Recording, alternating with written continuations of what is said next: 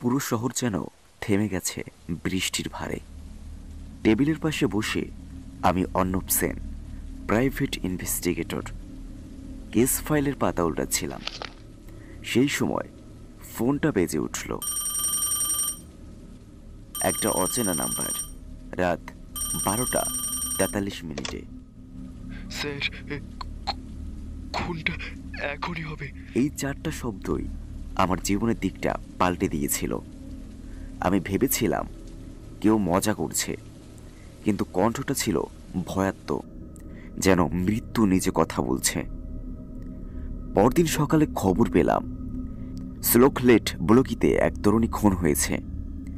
ঠিক সেই সময়েই যখন ফোনটা এসেছিল, আমি বুঝলাম এ কেসটা আলাদা কিছু। মনে হচ্ছিল কেউ আগেই জানতো খুনটা হবে।